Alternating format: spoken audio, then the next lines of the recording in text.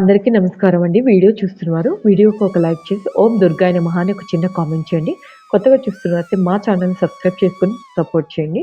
మనకి సెప్టెంబర్ 22 అనగా ఈ నెల 22 నుండి దసరా నవరాత్రులనేవి ప్రారంభమవుతున్నాయి కదండీ! దసరా హిందువుల ముఖ్యమైన పండగ. శుద్ధ నవమి వరకు 9 రోజులు దేవీ నవరాత్రులు అన్నవి చేసుకుంటూ ఉంటాము. ఇది ముఖ్యంగా శక్తి ఆరాధనకు ప్రాధాన్యతనిచ్చే పండుగండి. ఈ పండుగ నవరాత్రులు, శరన్నవరాత్రులు అని కూడా అంటూ ఉంటారు. చెడు మీద మంచి సాధించిన విజయానికి గుర్తుగా ఈ పండుగని విజయదశమి అని పిలుస్తూ ఉంటారు.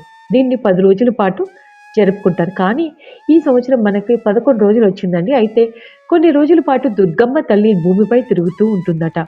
అందుకే ఈ ఇంట్లో 9 రోజుల పాటు ఎవరు ఒకేలా ఉండేలా చూసుకోవాలన్నమాట. అంటే అంతేగాని ఎవరు లేకుండా ఇంటికి తాళం అన్నది వేయకూడదు. ఎందుకంటే ఇంట్లో మనకి తాళం వేసి పూజ చేసుకునే వాళ్ళుంటారు కదండీ! నవరాత్రులకు ఉండేవారు. మనకి దీపం పెట్టుకునేవాళ్ళు ఖచ్చితంగా ఇంట్లో అయితే ఉండాలండి. ఎవరో ఒకళ్ళు ఇంటికి తాళం వేసి అయితే వెళ్ళకూడదనమాట. ఎందుకంటే దసరా హిందువుల ముఖ్యమైన పండుగ నుండి మనం 9 రోజులు దేవి నవరాత్రులు, 10వ రోజు విజయదశమి అనేది మనం కలిసి జరుపుకుంటూ ఉంటాం కదా! ఇది ముఖ్యంగా శక్తి ఆరాధనకు ప్రాధాన్యత ఇచ్చే పండుగ. ఈ పండుగ నవరాత్రులు, శరన్నవరాత్రులు అని కూడా అంటారు. అందుకే మనం 11 రోజులు దుర్గమ్మ తల్లి భూమిపై తిరుగుతుందని చెప్తూ ఉంటారు కదా! అయితే ఇంత పవిత్రమైన నవరాత్రిలో పొరపాట్లు కూడా ఈ పనులు చేయకూడదండి అని ఆధ్యాత్మిక పండితులు చెప్తున్నారు. ఎలాంటి పొరపాట్లు చేయకూడదన్నది మీకు ఈ వీడియోలో షేర్ చేస్తాను. వీడియో స్కిప్ చేయకుండా చూడండి. అమ్మవారికి కోపం వస్తుందండి. ఎందుకంటే కొన్ని సమస్యలు వస్తూ ఉంటాయి. అవేంటి అన్నది మనం కోరి కోరి కష్టాలు తెచ్చుకున్నట్లు అవుతుంది. అదేంటి అన్నది వీడియోలో మీకు చెప్తాను. దసరా నవరాత్రులు ఎవరు కూడా ఈ తప్పులనేవి చేయొద్దని ఆధ్యాత్మిక పండితులు చెప్తున్నారు. దసరా నవరాత్రుల్లో ఏ పనులు చేస్తే దరిద్రం చుట్టుకుంటుందో అనే విషయాన్ని నేను మీకు చెప్తానండి. ఆడవారు మనం నవరాత్రి లోపల ఇంటిని పరిశుభ్రంగా ఉంచుకోవాలండి. ఇల్లు క్లీనింగ్ అన్నది నవరాత్రులు స్టార్ట్ అయ్యే లోపలనే చేసేసుకోవాలి. నవరాత్రులు ఉండని వాళ్ళైతే నవరాత్రుల టైంలో చేసుకోవచ్చు. కానీ నవరాత్రులు అమ్మవారికి ఆరాధన చేస్తాం అనేవారు ఖచ్చితంగా ముందే మనం ఇంటిని శుభ్రం చేసుకోవాలి. అయితే ఇంట్లో ధూపం వేయాలి. అలాగే అఖండ దీపం పెట్టేవారు మాత్రం ఇంట్లో 9 రోజుల పాటు ఎవరో ఒక్కరు ఉండేలా చూసుకోవాలండి. ఎవరు లేకుండా ఇంటికి తాళం వేయకూడదు.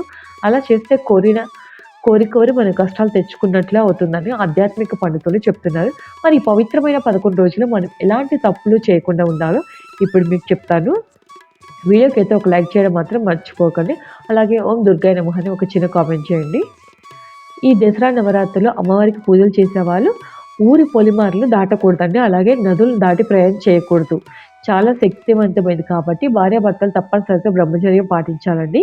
ఈ దసరా నవరాత్రిలో నిమ్మకాయను కొయ్యకూడదు. అలాగే మనం చిక్కుడుగాయలను తినకూడదు.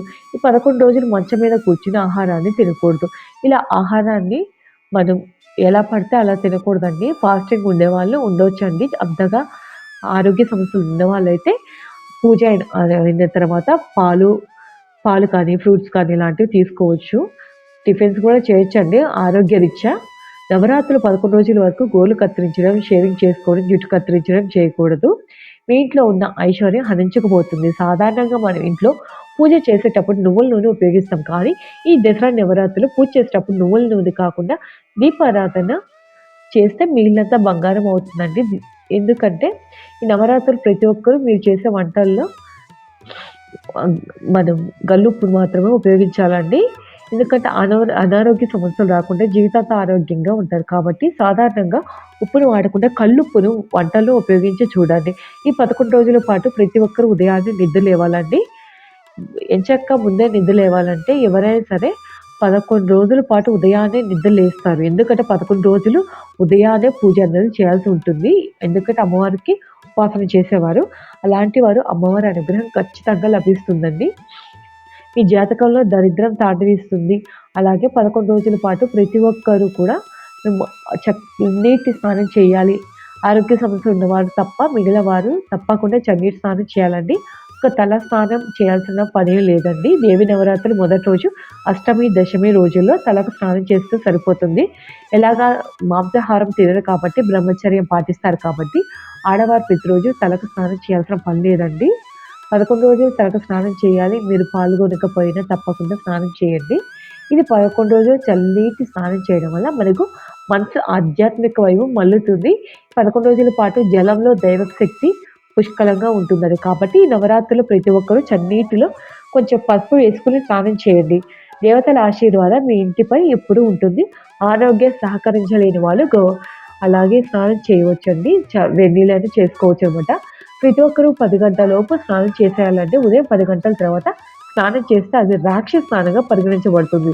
దీనివల్ల రాక్షస గుణాలు ఏర్పడతాయి. కాబట్టి నవరాత్రుల్లో ప్రతి ఒక్కరు కూడా ఉదయం 11 గంటల్లోపే స్నానం చేసేయండి. మనలో చాలామంది ఎన్నో సమస్యలు ఎదుర్కొంటూ ఉంటారండి. అనారోగ్య సమస్యలు కావచ్చు, డబ్బు సమస్యలు కావచ్చు, వివాహ సమస్యలు కావచ్చు, ఇలా ఎన్నో రకాల సమస్యలనేది ఎదుర్కొంటూ ఉంటారు కదా! అలాంటి వారు ఈ నవరాత్రుల్లో మీ ఇంటి తలుపుపై పసుపుతో స్వస్తిక్ గుర్తును వేయండి. స్వస్తిక్ చిహ్నంలో దేవతలు కొలువై ఉంటారు కాబట్టి ఈ నవరాత్రుల్లో తలుపుపై స్వస్తిక్ గుర్తు ఉంటే మీ ఇంటి ముక్కోటి దేవతల ఆశీర్వాదం ఉంటుందండి. మీ కుటుంబానికి ఉన్న కష్టాలన్నీ కూడా తొలగిపోతాయి.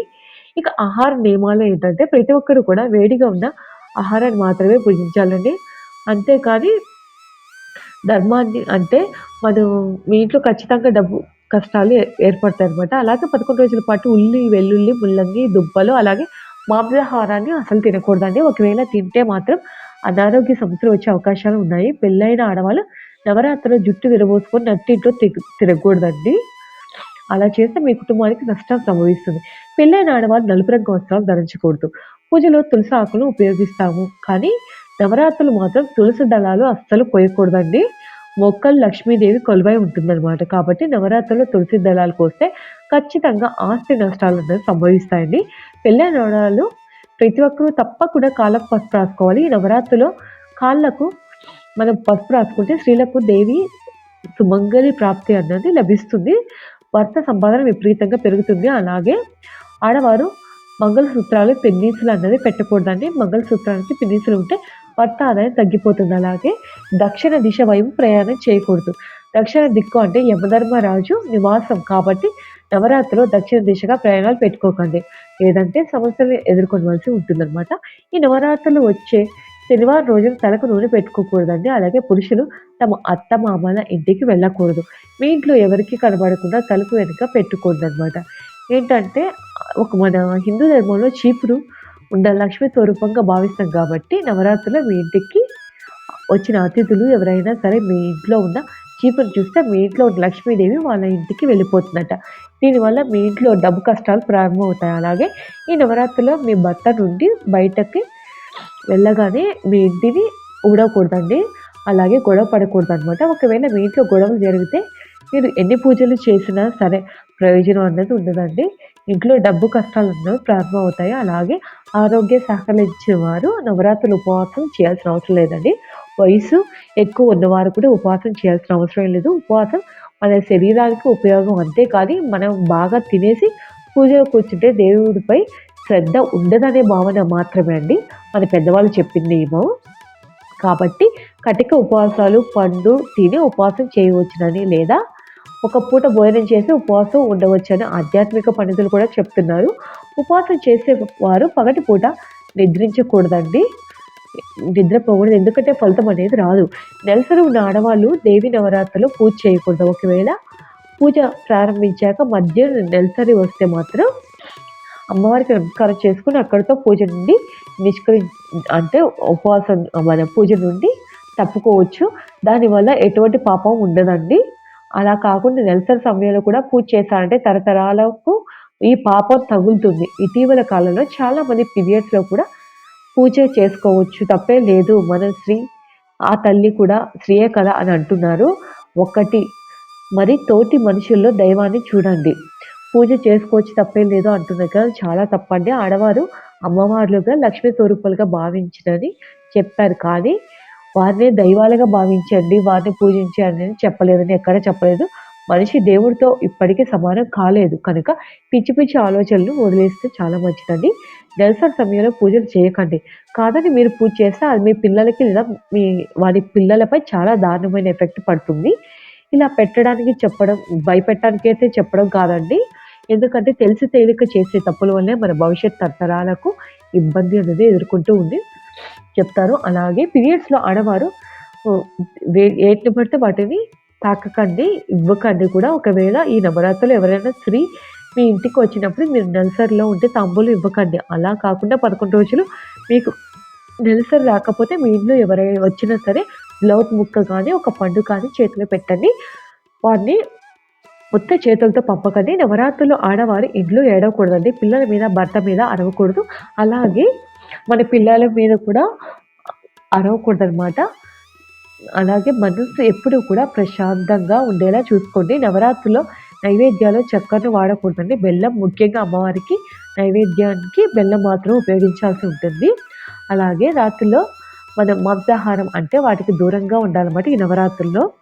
దసరా నవరాత్రుల్లో వాయినాలు ఇచ్చేటప్పుడు మనం ఉండ్రాలు కానీ లేదా శనగలు కానీ ఈ పూజలో పాల్గొంటే అశుభమని దయచేసి వారిని అంటే ముత్తైదులు ఉంటారు కదండీ! ముత్తైదులకి ఇవ్వాలి. వీళ్ళు పిల్లలు లేని వాళ్ళు, భర్త లేని వాళ్ళకి మనం వాయినం ఇవ్వకూడదని వాళ్ళని అవమానించి బాధపెట్టకండి. ఇంటి లోపల ఎంతో నిష్టగా పూజిస్తే బయటకు వచ్చి ఇంకో స్త్రీని ఏడిపిస్తే అమ్మవారు అస్సలు సహించరండి. అసలు ప్రతి స్త్రీలో కూడా మనం అమ్మవారిని చూడటం కానీ, కాబట్టి భర్త లేని వారు కనిపిస్తే వారికి వాయనం బదులు ఏదో ఒక పండు ప్రసాదంగా ఇచ్చి అయినా గౌరవం అన్నది ఇవ్వాలి. అంతేకాని అవమానించి మాత్రం పంపకండి. అసత్యాలు మాట్లాడకుండా ఉండాలి. ఎవరిపైన కోపం ప్రదర్శించకూడదండి. అలాగే మనం పేదలకు దూరంగా పేదలు ఎవరైనా కనిపిస్తే వాళ్ళకి చేతనైనంత వరకు మనం దానం ఇవ్వడానికి ప్రయత్నం చేయాలన్నమాట. 11 రోజులు ప్రతి ఒక్కరూ కోపాన్ని అదుపులో ఉంచుకోండి. మనసులో చాలామంది ఈ నవరాత్రులు ఉపవాసాలు ఉంటారు. అలాంటి వారు కటిక ఉపవాసం ఉండకూడదండి. ఇప్పుడు వారికి ఆడవారైనా, మగవారైనా ఈ 11 రోజుల నియమాలు పాటించండి. కానీ అమ్మవారి అనుగ్రహాన్ని పొందండి. ఆనందంగా జీవించండి. అయితే ఈ నవరాత్రులు ప్రారంభం అవ్వడానికి ముందుగా ఆడవారు పూజ గదిని, ఫోటోలని ఇంట్లో శుభ్రం చేసుకుంటూ ఉంటారు కదా! అలా క్లీన్ చేసే సమయంలో ఎన్నో సందేహాలు వస్తూ ఉంటాయండి. ఎప్పుడు శుభ్రం చేయాలి అనేవి అనేక డౌట్స్ అనేవి వస్తూ ఉంటాయి కదా! ఈ డౌట్స్ అన్నీ కూడా మీకు ఈ వీడియోలో షేర్ చేస్తాను. మనకి నవరాత్రులు అశ్వయుజ శుద్ధ పాడ్యమి నుండి స్టార్ట్ అవుతాయి కదా! అన్ని రోజులు ఇంటిని పూజ గదిని శుభ్రం చేసుకోవచ్చనమాట. అలాగే అష్టమి, చతుర్దశి తిథులు ఉన్న రోజుల్లో పూజా గదిని శుభ్రం చేసుకోకూడదు. అంటే ఈ 15 రోజులు అష్టమి తిథి ఉంది. 20వ తేదీన చతుర్దశి తిథి ఉంది. ఈ 2 రోజుల్లో ఇంటిని శుభ్రం చేసుకోకూడదండి. అలాగే శుక్రవారం పూట ఇంటిని శుభ్రం చేయకూడదు. ఈ రోజున ఇంటిని శుభ్రం చేస్తే లేనిపోని కష్టాలనేవి వస్తాయండి. ఆడవారు ఈ విషయాలు గుర్తుపెట్టుకోవాలన్నమాట. ఈ తిథుల్లో ఇంటిని శుభ్రం చేయవద్దు. చాలామంది చెప్తూ ఉంటారు కదా! మీరు అమ్మవారిని మన ఇంటికొస్తారు కదండీ! నవరాత్రుల్లో. అలాంటి టైంలో ఎప్పుడు పూజా మందిరం క్లీన్ చేసుకోవాలి అనేది మనం దీపారాధన చేసేటప్పుడు ఆ దీపారాధన యొక్క పొగ పూజా మందిరం నలుపు రంగులో మచ్చలుగా ఏర్పడుతుంది కదండీ! అవన్నీ కూడా మనం క్లీన్‌గా తుడిచిపెట్టేసుకొని అమ్మవారికి ఫోటోలన్నీ తుడుచుకొని గంధం, కుంకుమ బొట్లు పెట్టుకోవాలండి. అలాగే మనం పెట్టుకున్నది చెక్క పూజా మందిరం అయితే క్లాత్ అయితే తుడిచేసుకోండి. అలాగే ఒక పేపర్ పైన వస్త్రము పెట్టాలండి. దేవుడి ఫోటోలు పొడి క్లాత్‌తో శుభ్రంగా తుడిచి గంధం బొట్లు పెట్టుకున్న తర్వాత సబ్బు నీరుతో మనం పెట్టుకునే కుందులు ఉంటాయి కదండీ! సబ్బు నీటిలో నానబెట్టేసుకొని శుభ్రంగా కడిగి వాటిని మనం అమ్మవారి పూజలో లేదంటే పూజా మందిరంలో అయినా ఉపయోగించుకోవచ్చండి. అలాగే చాలామంది ధూపము వేసుకుంటే చాలా మంచిది. మన మంగళవారం, శుక్రవారమే కాకుండా ఈ నవరాత్రులు అన్ని రోజులు కూడా మనం ధూపం వేసుకుంటే చాలా మంచిదనమాట. అలాగే మనం అమ్మవారి పూజ చేసేటప్పుడు సాంబ్రాణి, పసుపు, కుంకుమ, కర్పూరం లాంటివి ఏవి కొదవ లేకుండా తెచ్చిపెట్టుకోవాలండి నవరాత్రుల్లో. ఎందుకంటే ఏది మళ్ళీ నవరాత్రిలో కొని తెచ్చుకోకూడదు. ముందే తెచ్చుకొని నిండుగా ఉండేటట్టు ఎప్పుడూ కూడా చూసుకోండి. అలాగే అమ్మవారి అనుగ్రహం సిద్ధిస్తుందనమాట. ఈ శాస్త్ర పండితులు మనం 9 రోజులు పూజ చేయలేని వారు అనుకుంటే పూజ చేసిన దానికన్నా అధిక ఫలితం వస్తుందనమాట. మనము ఈ 9 రోజులు నవరాత్రి పూజ చేయలేని వారు కనీసం సప్తమి, అష్టమి, నవమి ఈ 3 రోజులు పూజ చేసినా చాలండి. అమ్మవారి అనుగ్రహం తప్పకుండా కలుగుతుంది మీకు. అలా లేదన్నా కూడా మనం దశమి రోజైనా పూజ చేసుకోవచ్చండి. మనకి సరస్వతి పూజ ఉంటుంది కదండీ! కుంకుమ పూజ. ఆ కుంకుమ పూజలో కూడా తప్పకుండా అమ్మవారి దగ్గరలో మన వీధుల్లో అమ్మవారిని పెడతారు కదండీ! అక్కడైనా సరే వెళ్లి పూజ చేసుకుంటే చాలా మంచిదండి. లేదు అంటే అమ్మవారి చిన్న విగ్రహం ఉన్నా సరే మీరు అమ్మవారి అష్టోత్తరాలు చదువుకుంటూ కుంకుమ పూజ మీరు ఇంట్లో అయినా చేసుకోవచ్చండి. ఎప్పుడూ కూడా ప్రతిరోజు కూడా ఓం శ్రీ మాత్రే నమః, ఓం శ్రీ మాత్రే నమః అని మనం అనుకుంటూ భక్తిగా అమ్మవారిని మనసులో తలుచుకుంటూ ప్రతిరోజు పూజ చేసిన ఫలితమైతే వస్తుందండి. పూజ చేసినంత సేపు కూడా ఈ నవరాత్రులు అన్ని రోజులు కూడా అమ్మవారి నామస్మరణ అనేది చేసుకుంటూ ఉండాలండి. వీటితో పాటు నవరాత్రుల్లో లలిత సహస్రనామాలను పారాయణ చేయండి లేదా వినండి. చదివినా, విన్నా ఆ పనిని భక్తిగా చేయండి. మీకంతా మంచే జరుగుతుందండి. నవరాత్రులు 9 రోజులు పూజ చేయలేని వారు కూడా ఇలా చేసినా కూడా ఫలితం అనేది వస్తుంది. పూజ అంటే ఆరోగ్యం బాగోలేక, ఎటు కదలేక, మంచం మీద ఉన్నవారు, వేరే ఊరు వెళ్ళిన వారు, ఇంట్లోని వారు, పూజ చేయడానికి ఒప్పుకోలేదని ఆపేసిన వారు, ఇలాంటి వారు ఈ నామాన్ని భక్తిగా జపించుకుంటే ఖచ్చితంగా ఫలితం అన్నది వస్తుందండి. అలా మీకున్న మనకి బాగున్నా, బాగోకపోయినా నవరాత్రిలో 3 రోజులు లేదా ఒక్కరోజు కూడా పూజ చేయకుండా ఈ మంత్రం జపించినా ఎలాంటి ఫలితం రాదు. చెయ్యలేక చేయలేకపోతే అమ్మవారి కోపం వస్తుంది. ఫలితం కూడా శూన్యం వస్తుంది. కాబట్టి అందరూ కూడా ఈ విషయం గుర్తించి నవరాత్రులు పూజ చేసే అవకాశం లేనివారు ఈ మంత్రాన్ని జపించి 9 రోజులు పూజ చేసిన ఫలితాన్ని అయితే పొంది ఆనందంగా జీవించండి. మీకు అమ్మవారి అనుగ్రహం ఉండాలని కోరుకుంటూ మీరు ఈ నవరాత్రుల్లో కుదిరితే 9 రోజులు, ఈసారి 11 రోజులు వచ్చింది కదండీ! 11 రోజులు కుదరకపోయినా 5, 3 ఒక్కరోజైనా అమ్మవారిని పూజ చేసి అనుగ్రహం పొందండి. అందరికీ ఈ వీడియో నచ్చితే లైక్ చేయండి, షేర్ చేయండి. కొత్తగా చూస్తున్న వారైతే మా ఛానల్ సబ్స్క్రైబ్ చేసుకోండి. Thank you for watching.